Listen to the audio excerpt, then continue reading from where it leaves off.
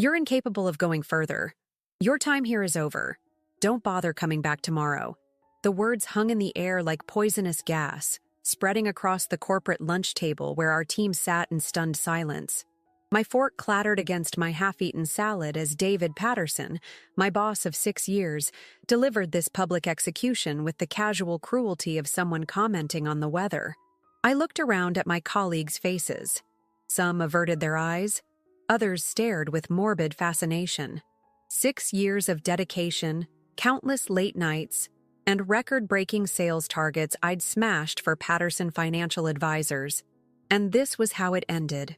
Over grilled salmon and small talk. I understand. The words escaped my lips before I could stop them, accompanied by a bitter smile that felt like a crack spreading across my face. Muscle memory from years of taking his criticism, of making myself smaller to accommodate his ego. What David didn't know, what none of them knew, was that I'd been preparing for this moment for months. The envelope sitting in my desk drawer contained my insurance policy, the culmination of careful documentation and quiet research. Looking back, I should have seen this coming from the moment he hired Jessica, fresh out of business school, with her family connections and her father's golf membership at the same country club as our biggest clients. "Clara will handle your clients starting tomorrow," David continued, gesturing to the nervous-looking blonde at his right. "You can clear out your desk this afternoon." As lunch concluded with awkward murmurs and scraping chairs, my colleague Marcus caught up with me in the hallway. "Samantha, I'm so sorry. That was completely unprofessional. We all know what you've done for this company." I straightened my shoulders. "Thank you, Marcus. Sometimes endings are actually beginnings in disguise." Back at my desk, I methodically packed my personal items while covertly sending myself key files I'd legally worked on, my client presentations, my training materials, my process documents. David had built his business on my expertise while systematically ensuring I'd never receive proper credit or compensation. The spreadsheets tracking the discrepancies between my male colleagues' bonuses and mine told a story the Equal Employment Commission would find very interesting. As I reached into my bottom drawer, my fingers closed around the thick manila envelope.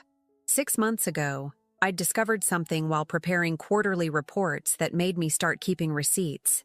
Something about missing client funds and creative accounting that led straight to David's offshore accounts.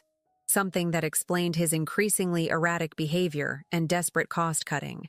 I slipped the envelope into my bag alongside the framed photo of my late mother, the woman who'd raised me alone after my father abandoned us, who'd worked 3 jobs to put me through college, who'd taught me that dignity isn't what others give you, but what you refuse to let them take from you. "Always have a contingency plan," she used to say, "and never let them see you sweat." As I walked through the office for the last time, head high despite the whispers, I wondered what she would think of my contingency plan. It wasn't revenge I was after. It was justice. And perhaps something more. The chance to build something better from the ashes of what David had destroyed. The security guard avoided my eyes as he collected my badge. "Have a good evening, Ms. Reynolds." "Oh, I will," I replied, my bitter smile transforming into something more genuine as I stepped into the warm afternoon sun. This is just the beginning.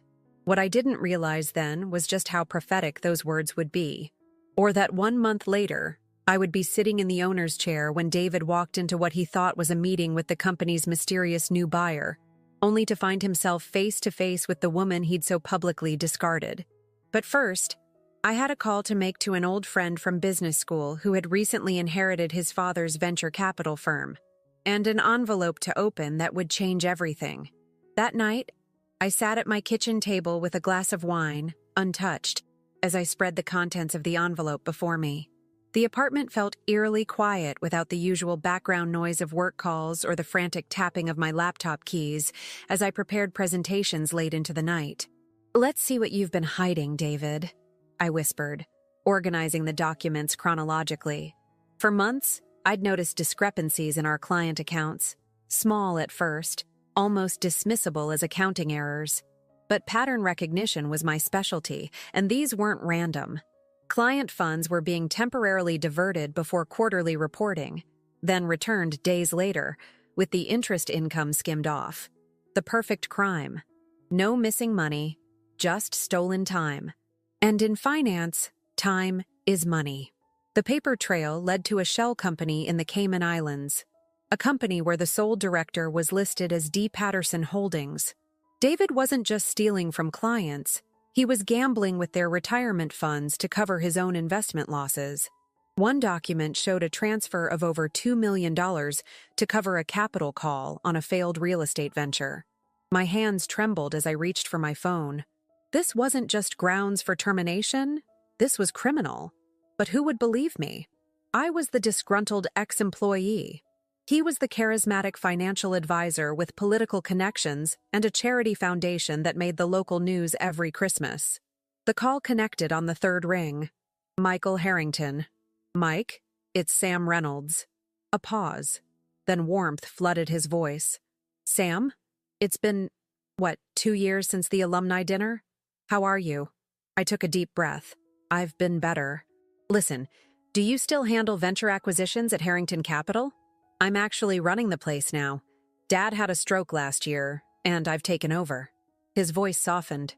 Sorry we've lost touch. What's going on? Over the next hour, I explained everything. My dismissal, the fraud I'd uncovered, and most importantly, the opportunity I saw. Patterson Financial wasn't just David's playground. It was a solid business with loyal clients who deserved better. Clients who trusted me. So you want me to help you buy out Patterson? Mike sounded intrigued rather than dismissive. That's ambitious, Sam, even for you. I need a partner with capital and credibility. The firm's worth about $12 million based on client assets and revenue. But with what I've found, I tapped the documents. David will be motivated to sell quickly and quietly once I show my hand. You're suggesting we use this information as leverage? Mike sounded cautious. I'm suggesting we offer him a fair price and a chance to avoid prison. I corrected. This isn't blackmail. It's a business proposal with context. Mike was silent for a moment. Send me the financials. The real ones. Not what he's showing. I'll have my team run the numbers. But Sam? His voice grew serious. If we do this, it's because the business makes sense. Not because you want revenge. I don't want revenge, I said, surprising myself with how much I meant it. I want to build something better for these clients. And yes, I want to see David's face when he realizes who bought his company. But that's just a bonus. After hanging up, I sat back and finally took a sip of wine. The truth was, I'd been miserable at Patterson Financial for years, staying only because I'd convinced myself I needed the security, that I wasn't ready to lead. My mother's voice echoed in my head. You've always played it safe, Samantha. Sometimes the biggest risk is not taking one. She'd been right. For all my spreadsheets and contingency plans, I'd been afraid to bet on myself. My phone buzzed with a text from Mike. Meeting set with my team tomorrow, 9 a.m. Bring everything. And Sam, get some sleep. You're about to become an entrepreneur. I looked around my apartment, at the framed business degree I'd earned while working 2 jobs, at the bookshelf filled with finance and leadership books I'd studied obsessively, at the vision board I'd created years ago with Own My Firm written in the center. For the first time since that humiliating lunch, I smiled genuinely. David had done me a favor. He'd pushed me off the cliff I'd been too afraid to jump from. As I gathered the documents back into the envelope, my phone rang again. The caller ID showed Marcus from the office. I hesitated before answering. Sam, it's me. There's something you need to know. The clients are asking for you, and David's telling them you quit to move across the country. But that's not all. His voice dropped to a whisper. He's trying to access your client files and contacts. And I overheard him telling Clara to massage some of the quarterly reports before they go out next week. My heart raced. Marcus, you need to be careful. I'm already out, he cut me off. I gave my notice today after what he did to you. But there's more. Jessica isn't just his new favorite. I think they're involved. And I think she knows about whatever he's hiding. I closed my eyes, pieces falling into place. Thank you for telling me. What are you going to do? He asked. I thought of the meeting tomorrow, of the documents spread before me, of David's smug face as he'd dismissed me. I'm going to take care of our clients, I said simply. And if you're interested in a new opportunity soon, keep your phone on. After we hung up, I added Marcus's information to my notes. Another ally. Another piece of the puzzle. The next morning, as I dressed for my meeting with Mike and his team, I chose my power suit. The one David had once told me was too ambitious-looking for client meetings. I styled my hair loose instead of in the severe bun I'd adopted to be taken seriously in the boys' club atmosphere. Today, I wasn't dressing for anyone's approval but my own. Today was the first day of my new life. And in exactly 4 weeks, if everything went according to plan, David Patterson would walk into the owner's office expecting to meet an anonymous investor and find me instead. What I didn't realize was that Jessica had been watching me more closely than I thought during those final days at the office, or that David's financial deceptions went far deeper than even my careful documentation had uncovered. The battle ahead would test not just my business acumen, but my integrity and resolve in ways I couldn't yet imagine.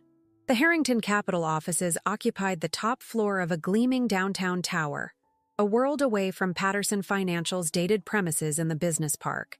As the elevator ascended, so did my anxiety. This wasn't just a meeting. It was the first test of whether my plan was brilliant or merely the fantasy of a wronged employee.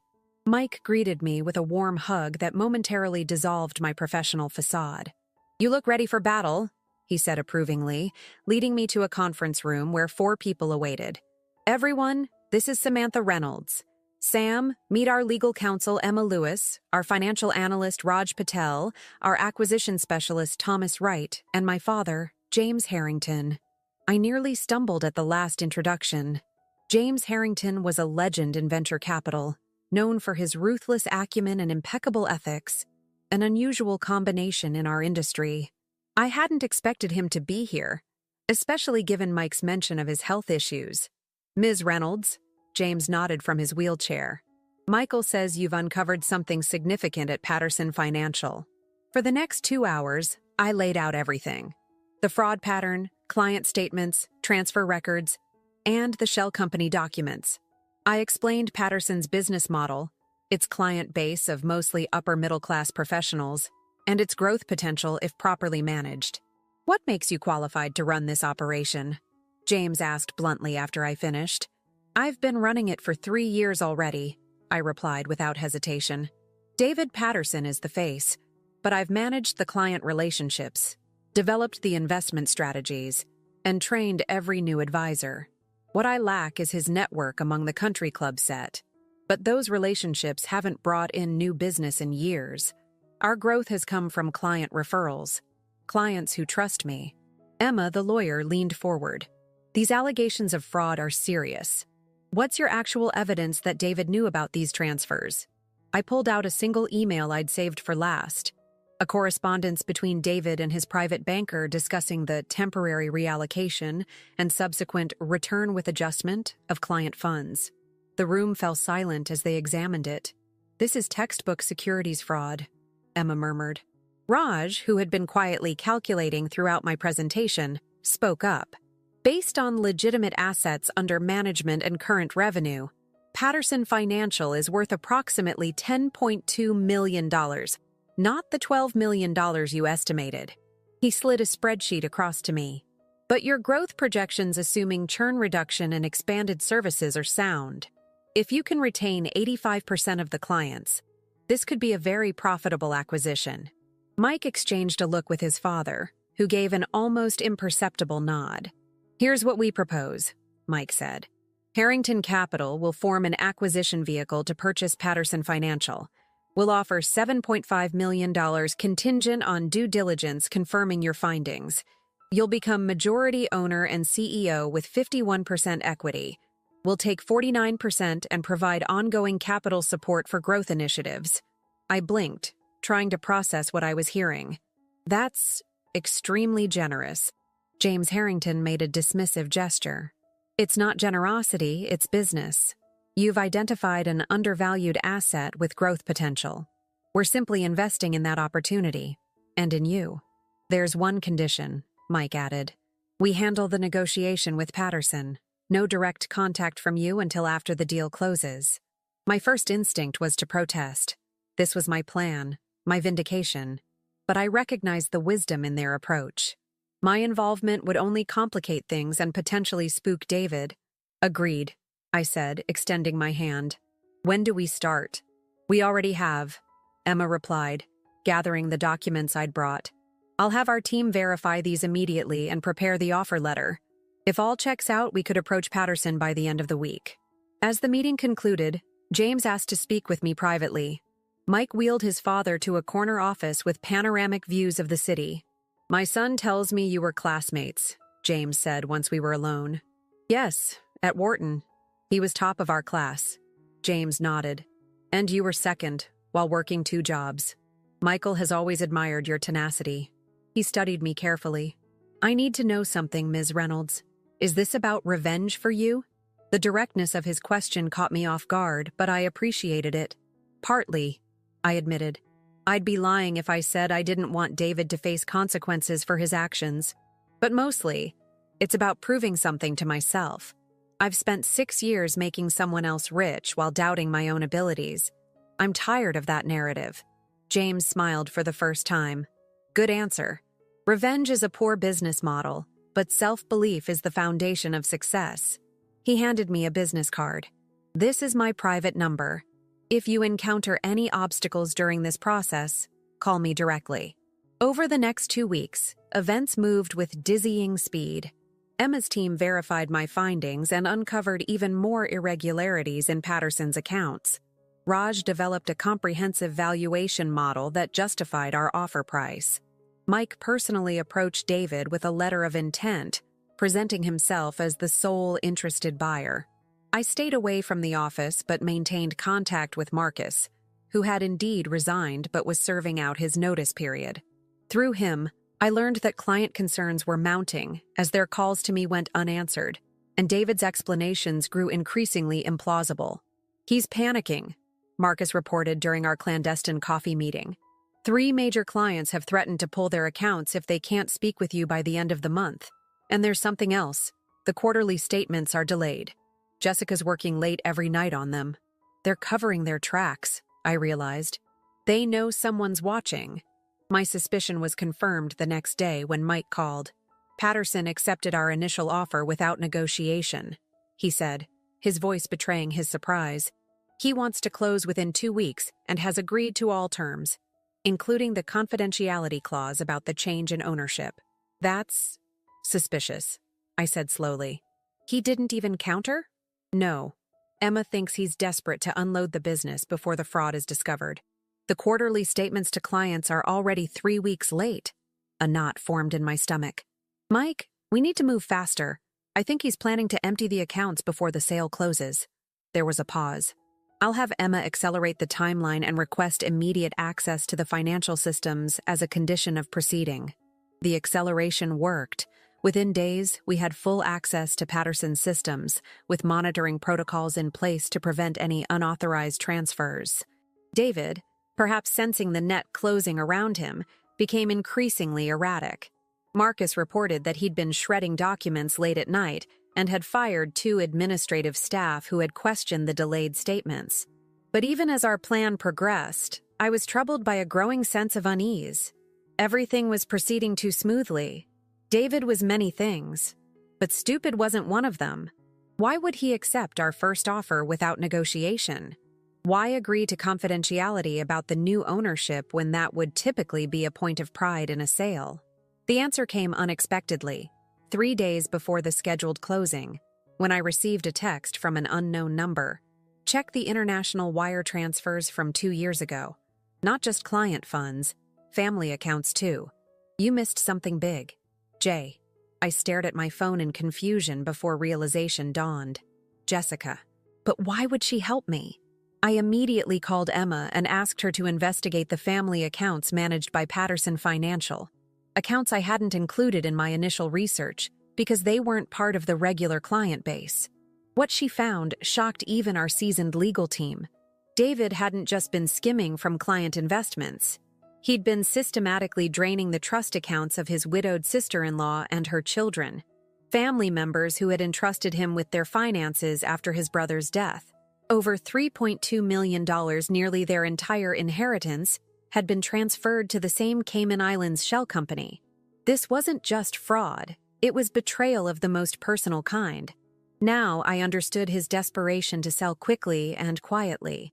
He wasn't just running from potential securities charges, he was running from his own family. As I sat in my apartment that night, reviewing the updated findings with Mike and Emma on a conference call, a strange mix of emotions washed over me.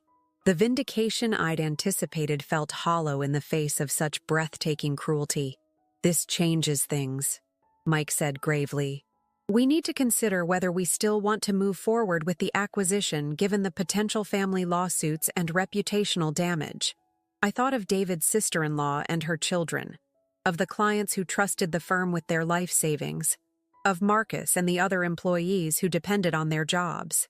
"We're moving forward," I said firmly, "but with modifications. I want recovery of those family funds built into the purchase agreement as a condition of closing. And I want a meeting scheduled with David on closing day. Just him and me." Emma hesitated.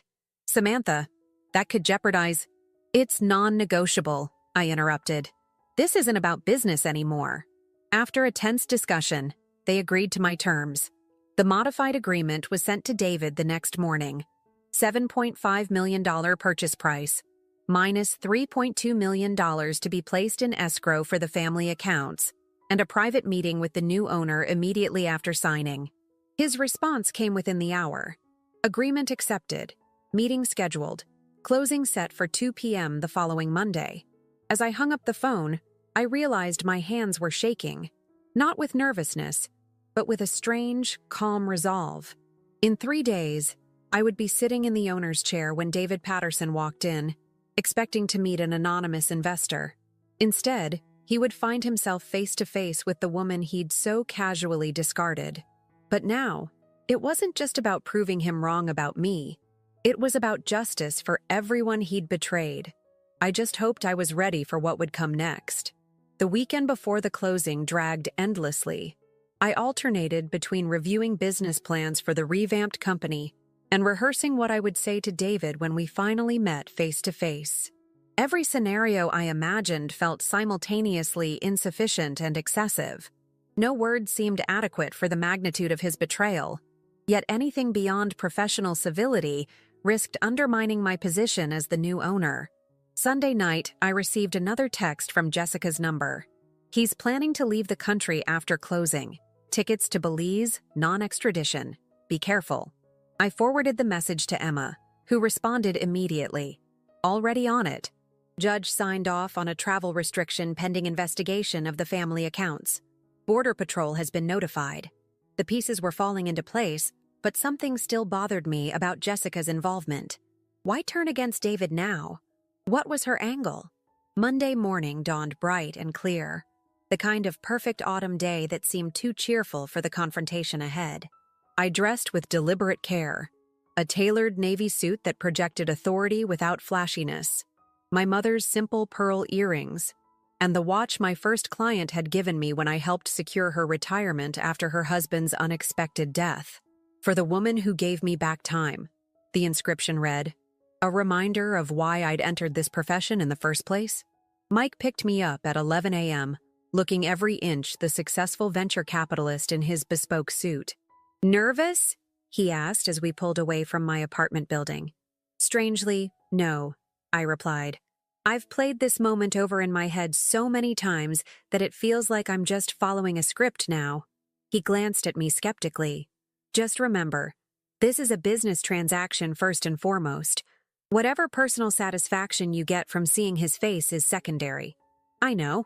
I smoothed my skirt. But I'd be lying if I said I wasn't looking forward to it. We arrived at Harrington Capital for final preparations.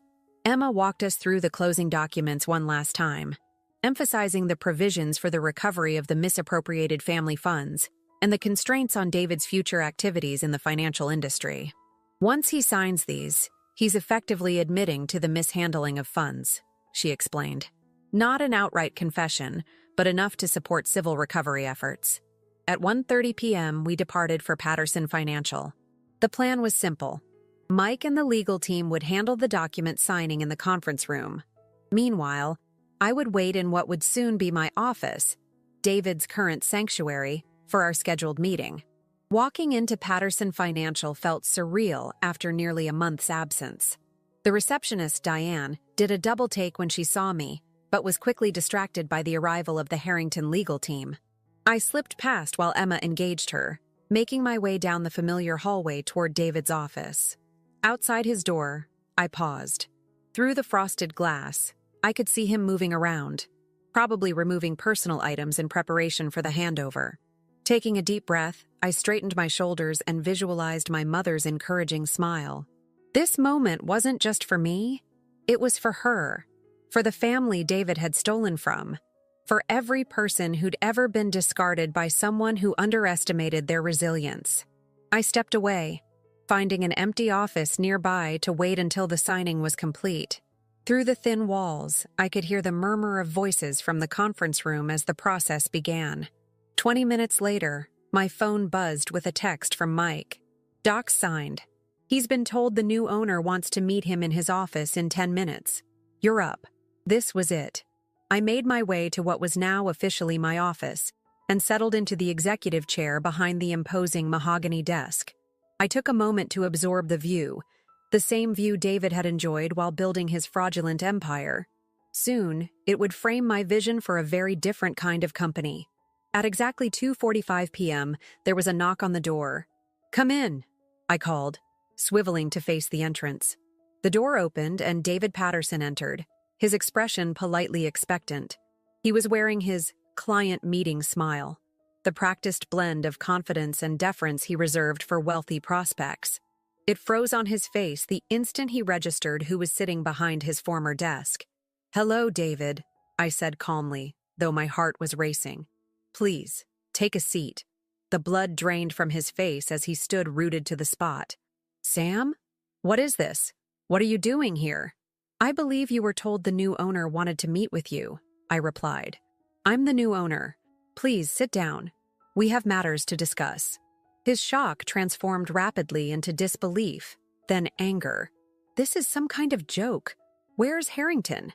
"Mr. Harrington is my business partner and investor.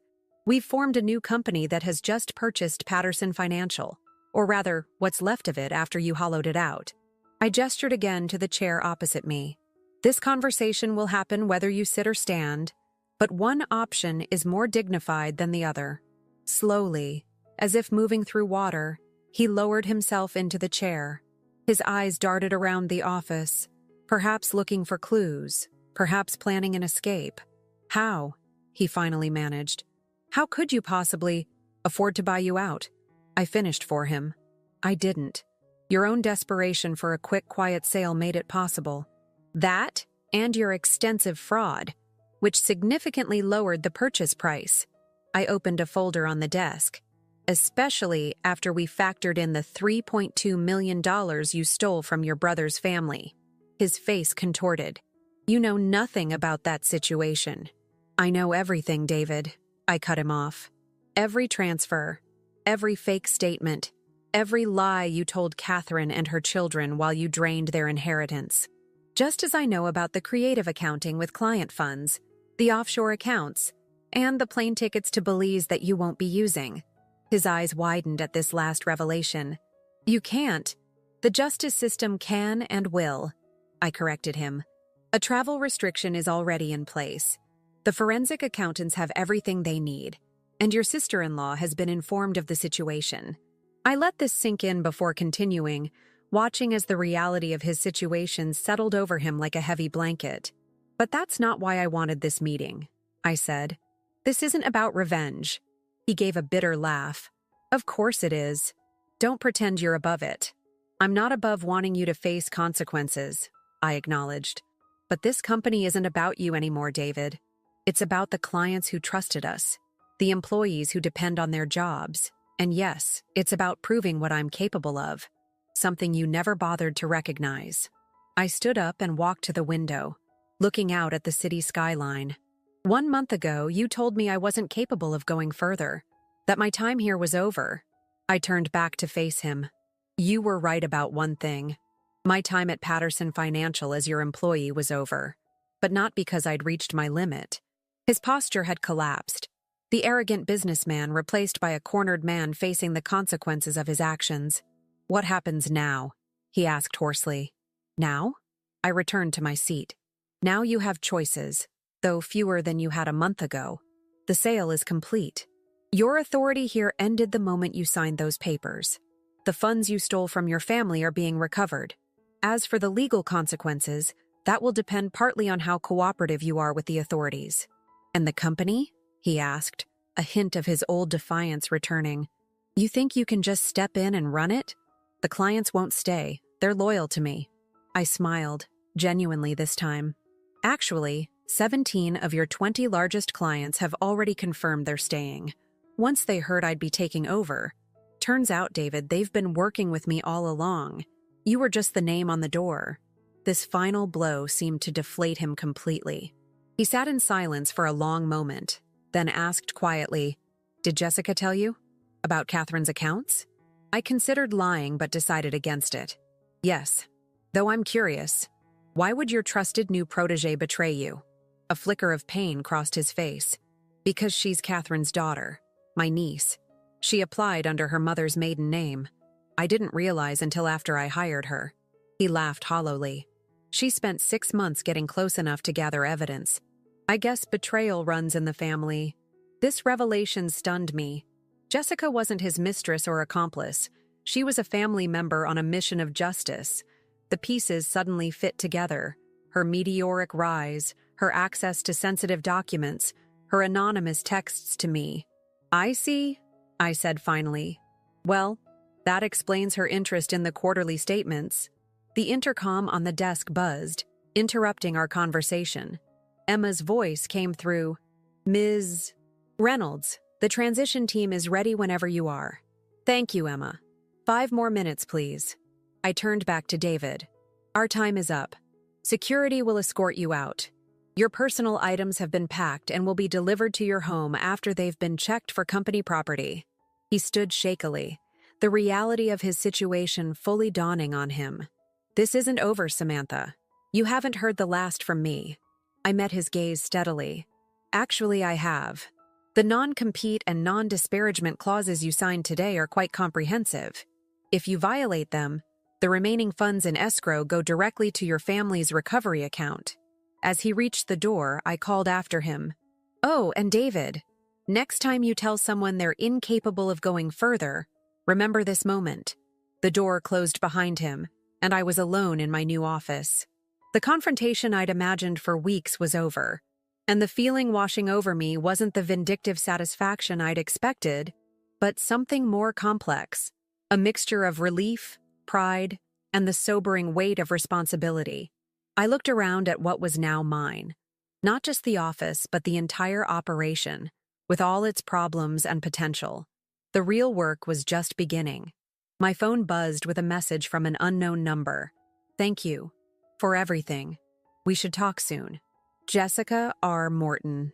I saved the number, making a mental note to reach out to Jessica, or rather, Jessica Morton, my unexpected ally in all this. There were many conversations to be had in the coming days. A knock at the door announced Mike's arrival. He entered with a bottle of champagne and 2 glasses. "So, how did it go?" "Better than expected," I said, accepting a glass. "And much more complicated." He raised his glass. "To new beginnings?" I clinked my glass against his. "To new beginnings. And to finding out what happens after revenge." As we sipped our champagne, I gazed out at the late afternoon sun casting long shadows across the city.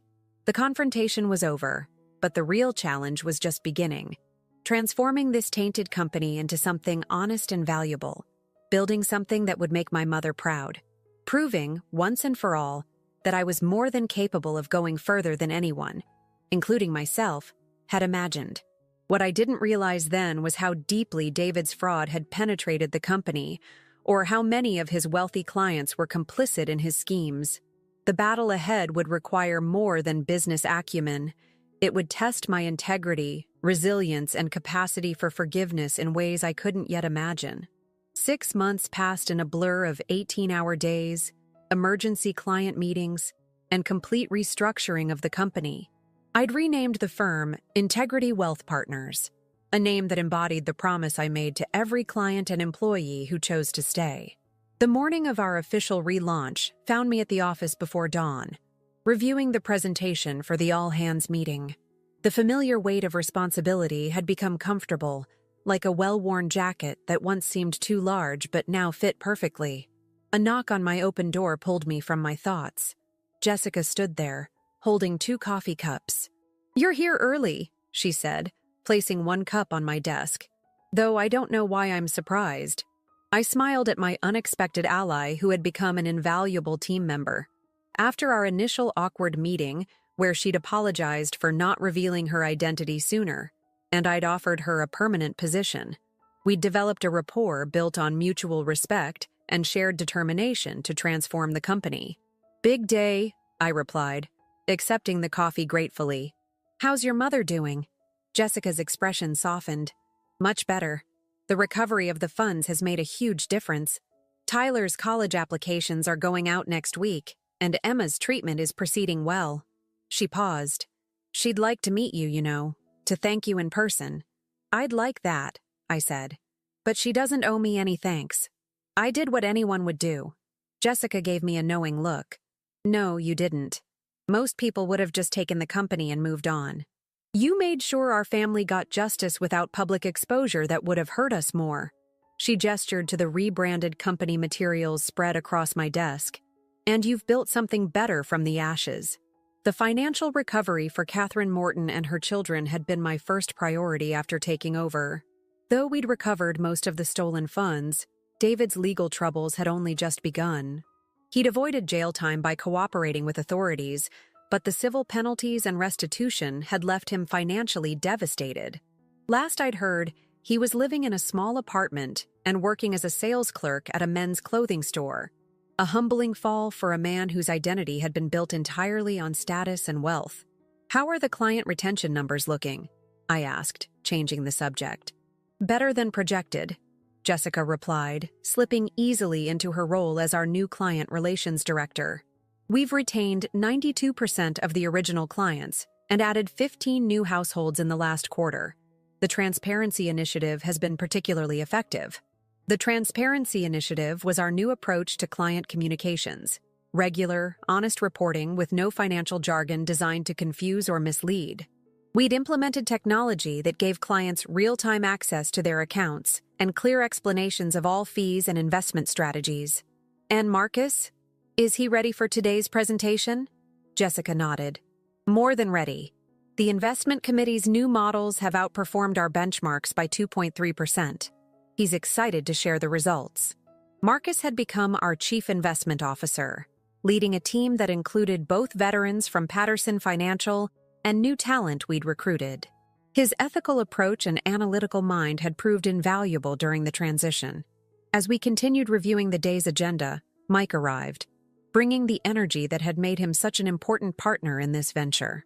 "The conquering heroes, hard at work as usual," he greeted us. "The press is already setting up in the conference room, and the catering just arrived." Today's event wasn't just an internal celebration. We'd invited local business media to cover the relaunch, positioning it as a story of corporate renewal and ethical transformation. The narrative we'd crafted carefully omitted the more dramatic elements of David's fraud and my personal revenge tour, focusing instead on the positive changes we'd implemented and our commitment to client service. "How are you feeling?" Mike asked after Jessica left to supervise the preparations. "Honestly?" I leaned back in my chair, the same chair I'd sat in to confront David, now reupholstered in a brighter fabric. "I feel like I'm exactly where I'm supposed to be." He studied me thoughtfully. When we started this, I wasn't sure if you were doing it for the right reasons." "Neither was I admitted. But somewhere along the way, it stopped being about David and started being about what we could build together. About proving something to myself rather than to him." Mike nodded. "Your mother would be proud of you, Sam." The mention of my mother brought a familiar pang of grief, but it was softer now, tempered by the knowledge that I was living according to her values. "I hope so." At 9 o'clock, I stood before the assembled employees, clients, and press in our redesigned reception area. The old Patterson Financial logo had been replaced with our new emblem. a bridge symbolizing the connection between financial expertise and client goals. Natural light streamed through windows that had once been covered by heavy drapes during David's tenure, a metaphorical as well as literal brightening of the space. 6 months ago, this company stood at a crossroads, I began. Today, we gather to celebrate not just a new name and a new look, but a new ethos. At Integrity Wealth Partners, we believe that success isn't measured by assets under management or profit margins alone, but by the trust we build and the futures we help secure. As I continued outlining our vision, I scanned the faces before me. Jessica, standing proudly beside her mother and siblings who had come to support her. Marcus, who had taken a chance on a startup when he could have gone to any established firm. Our employees who had weathered the transition with grace and dedication. Mike and his father James in the back, the elder Harrington nodding approvingly from his wheelchair. Financial management isn't just about numbers, I concluded. It's about people, about understanding their hopes, fears, and dreams, about earning the right to help them navigate life's most important decisions. That's the company we're building together. One relationship, one honest conversation at a time. The applause that followed was warm and genuine. As I stepped away from the podium to mingle with our guests, a familiar face caught my eye near the entrance. Clara, David's once nervous replacement for me, hovered uncertainly by the door. I made my way over to her. Clara, I'm glad you could make it. She twisted her hands nervously. I wasn't sure if I'd be welcome after everything. Of course you are, I assured her. You were as much a victim of David's manipulation as anyone. Have you found a new position? That's why I'm here, actually, she admitted. I saw your posting for a junior advisor. I've learned a lot in the past few months, mostly what not to do. She gave a self-deprecating smile. But I'd like to learn the right way, your way. I studied her for a moment. The old me might have felt satisfaction at her humbling, but the person I'd become saw only opportunity. To mentor someone who needed guidance, to expand our growing team, to turn another page in the company's transformation. Let's set up an official interview next week, I said. But between us, I think you'd fit in well here. The relief on her face was palpable. Thank you. That means more than you know. As the event continued, I found myself drawn to the window of my office, looking out at the city where I'd experienced both my greatest professional humiliation and my most profound triumph. 6 months ago, I'd sat in this room confronting David, savoring the shocked look on his face when he realized who had taken his company. That memory no longer brought the fierce satisfaction it once had. Instead, I felt something closer to pity, mixed with gratitude for the push that had forced me to bet on myself after years of playing it safe. A gentle knock drew my attention. Catherine Morton stood in the doorway, her resemblance to Jessica striking. Ms. Reynolds, she said softly, I hope I'm not interrupting, but I wanted to thank you personally. I welcomed her in, gesturing to the sitting area. Please, call me Samantha, and there's no need for thanks. There is, she insisted, her eyes bright with emotion. What you did for my family, you didn't have to make us whole. You could have used David's crimes as leverage without ever addressing what he took from us. It was the right thing to do, I said simply. She studied me with the same direct gaze her daughter possessed. Jessica tells me you lost your mother a few years ago. I nodded, surprised at the change of subject. She must have been an extraordinary woman to raise someone with such a strong moral compass.